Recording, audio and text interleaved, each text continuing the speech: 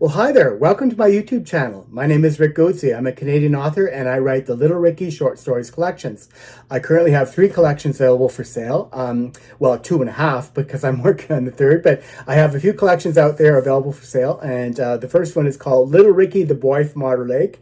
It is a collection of heartwarming short stories, 12 heartwarming short stories about a little 5-year-old boy and growing up in a small town with life, love, learning, lessons, all that good stuff of a 5-year-old boy. I'm sure that you'll find many laughs in those stories.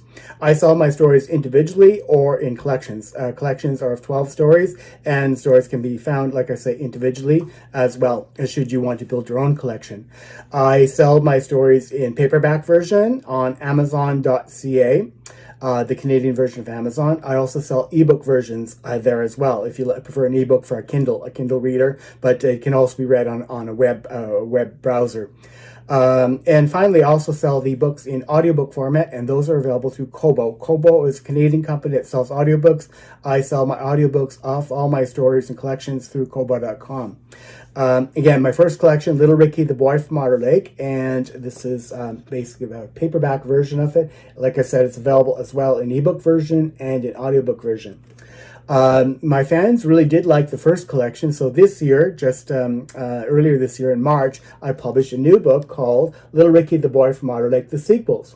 Did you ever wonder, after you're finished reading a story or a book or what have you, or watch a TV program, go, gosh, I wonder what happened to the characters next. I wonder what they did. Did they go there? Did they do that? Did they do this, say what they promised, and so on and so on? Well, now in the sequels, you can find out, because in the sequels, the characters of Little Ricky, the Boy from Otter Lake, pick up exactly where they left off, maybe a day or two later, and the story continues. So now you can continue each of those original 12 stories and find out what goes on next. So Little Ricky, the sequels. Little Ricky, the Boy from Otter Lake, the sequels. It's available as always, on Kobo.com in audiobook format and on Amazon.ca in either paperback or ebook format.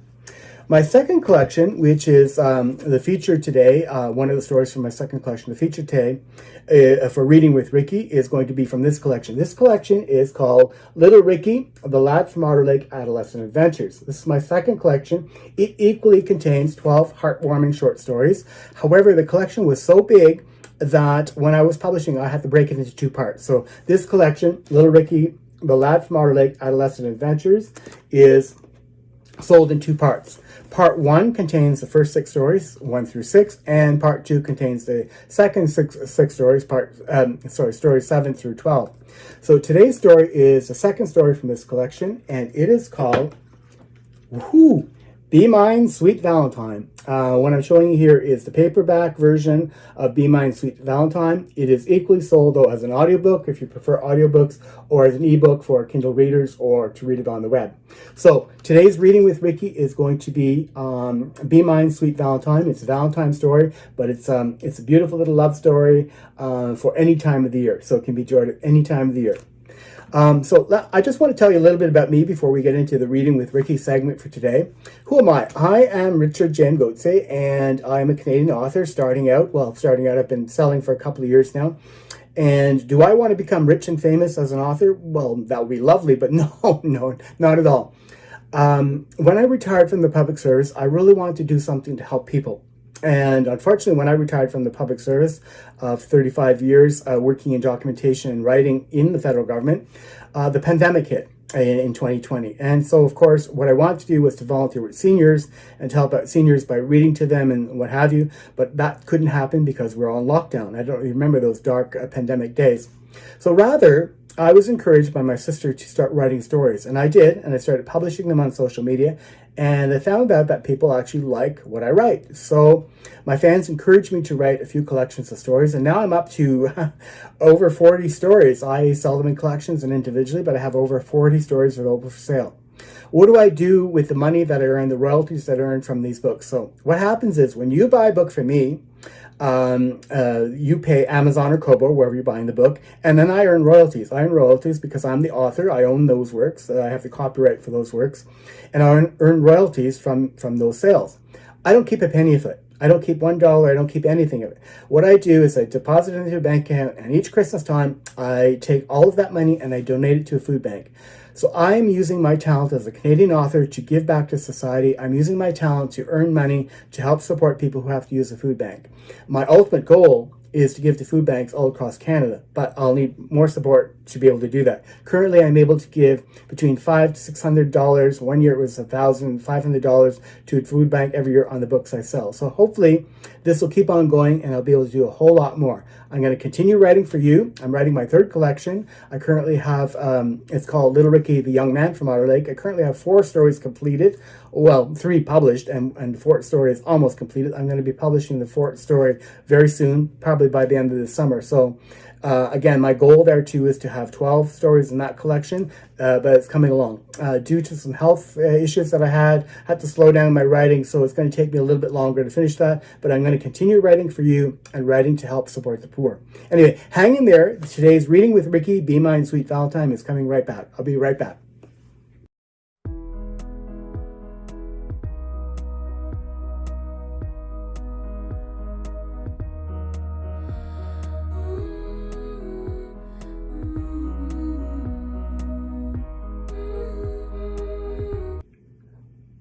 All right, so first let's have a little reading of the teaser, the intro paragraph to this short story. Here we go.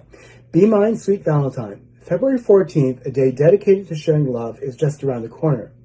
Ricky, the lad from Otter Lake, feels both fear and anticipation as an awkward teenager leading up to this special day. A beautiful young student teases Ricky with the possibility of experiencing love from the heart, and he loves her dearly for sharing a deep secret that she has held with her in her own heart.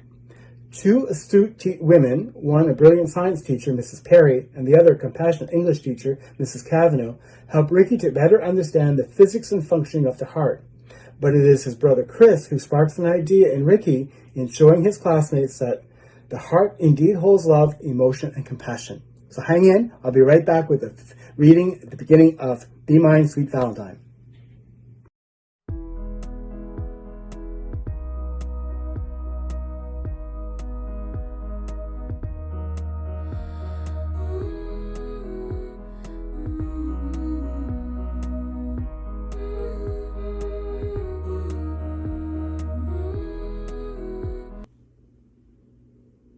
Hey, so welcome back, and now let's start that reading with Ricky today, Be Mine Sweet Valentine.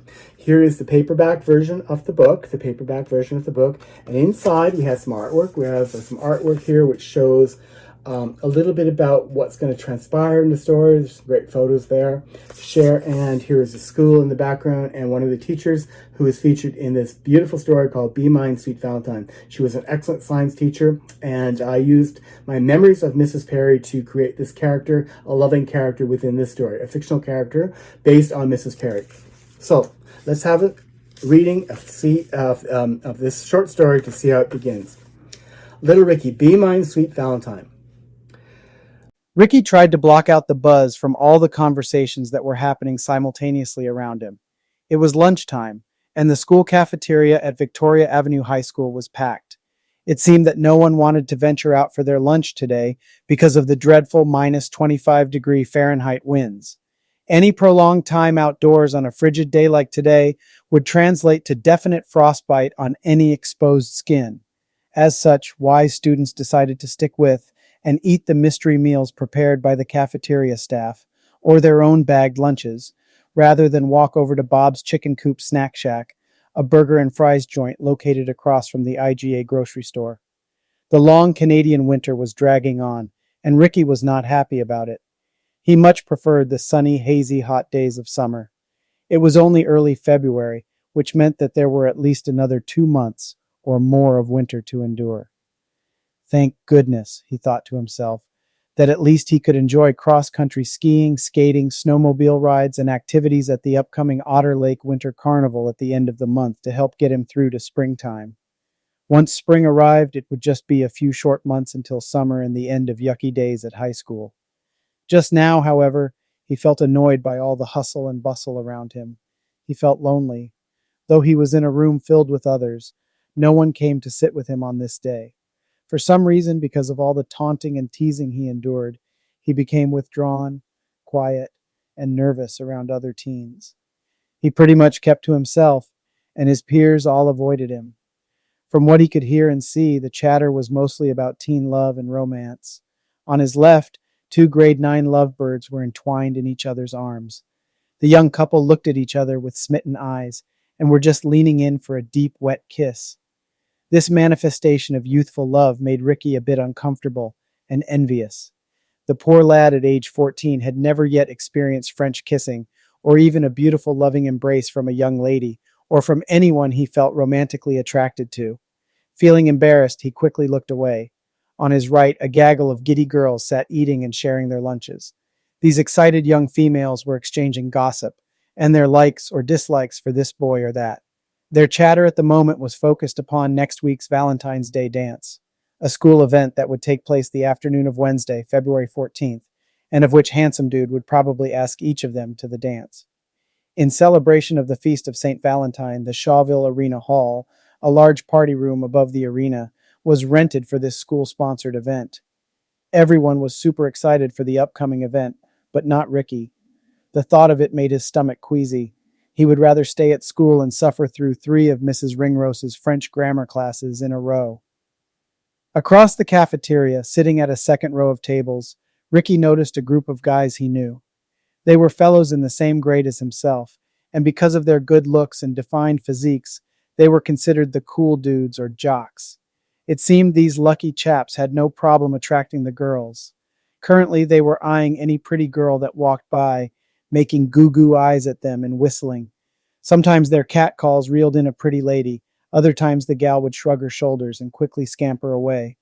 Ricky shrugged, swallowed hard, took a deep breath, and sighed. He felt torn about what he saw unfolding. He believed the guys were not treating the girls reverentially, but he equally wanted to desperately attract one of these ladies to like him. At that moment, Joy, a pretty girl with strawberry blonde hair and deep blue eyes, stood up at the end of the row of tables where Ricky was sitting. She slowly collected the remains of her lunch and stuffed it into an empty paper bag. She crumpled the bag, grabbed it, and sauntered down along the row of tables. When she approached Ricky's location, she swept her long locks of hair over one shoulder, smiled warmly, and winked. Ricky's cheeks blushed. Joy, this teasing young lady, then quickly rushed away. Oh my, will Ricky find love with Joy on St. Valentine's Day? All is to be revealed in Be Mine Sweet Valentine. I hope you enjoyed this reading today of Reading with Ricky of Be Mine Sweet Valentine. Again, it's available on Kobo.com or Amazon.ca. If you're liking my YouTube videos, if my Reading with Ricky's, please give me a thumbs up. Also, write a comment. I'd love to hear from you. Your comments bring me so much joy. Click that bell if you want to get notified. And of course, subscribe to my channel so you'll never miss another video. Do take care and have a wonderful day. I hope you enjoy this Reading with Ricky. Do be good to you because you deserve it. Bye now.